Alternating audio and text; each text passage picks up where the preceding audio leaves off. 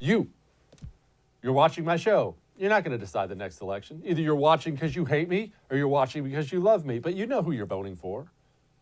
The people who decide elections are the swing voters in swing states. Pennsylvania, Michigan, Wisconsin, states like that.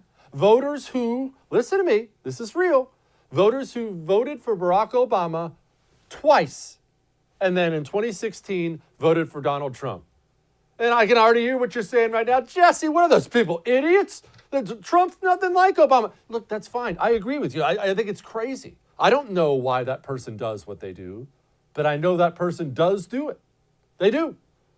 That person, 2020 rolls around, they go out to the polls. This is not a person who's hardcore on the right or hardcore on the left. Clearly, they don't pay a ton of attention to politics. Maybe one of those weirdos, I just vote on kind of personality. And in 2020, that person was going to go to the polls and they were going to say, I don't love Donald Trump's Twitter account. I know you love it. I know you do. But we're talking about someone else. I don't love Trump's Twitter account. This was kind of dumb. I don't love that. But hey, I'm working. Haven't had steady work like this in a while. Might as well stick with what's working. Now you have 30 million unemployed. You have 50,000. That's the difference between President Hillary Clinton and President Donald Trump. 50,000 votes spread across the Rust Belt swing states. We won by just that much here and just that much there. Just a little bit. Do you think if you have 20 or 30 million unemployed Americans in November, that 50,000 of those voters who kind of vote here and there, do you think 50,000 aren't going to flip back? I know you don't love hearing it. I don't love saying it. The thought of President Joe Biden up there with his abilities or disabilities, it's horrifying, right? So I'm going to vote for Trump, and I'm going to tell you to vote for Trump. I'm going to work as hard as I can. But I'm telling you right now, coronavirus, no coronavirus, whatever the case may be, if we have 20 or 30 million unemployed Americans walking into the polls in November, you're probably going to have President Joe Biden.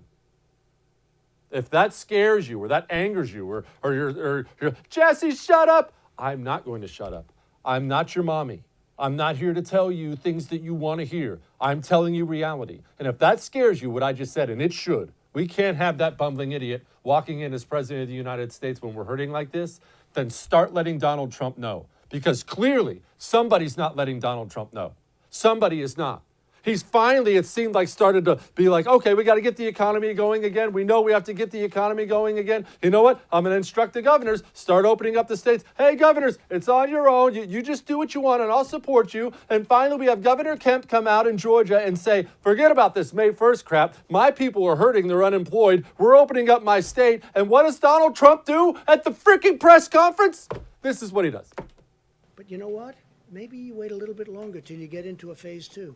So do I agree with him? No, but I respect him, and I will let him make his decision.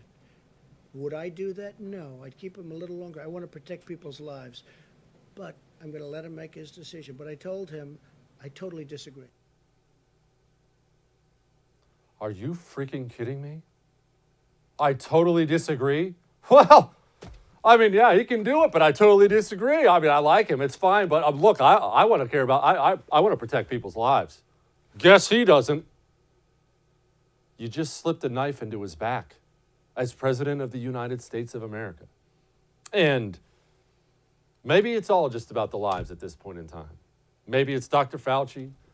Maybe it's one of the other advisors. I don't know what it is. I don't know what it is. I'm not inside that White House.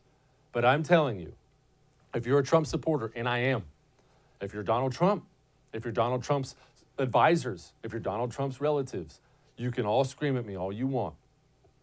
If we have 20 or 30 million unemployed Americans in November, bye. Thanks for your one term. So maybe think about that the next time you slip a knife between the ribs of the next GOP governor who opens up his economy. Sorry. Hey, thanks so much for watching The First on YouTube. If you liked what you saw, go ahead and like and subscribe. You heard me. Like it, subscribe. You'll get a lot more of it and a lot more of me.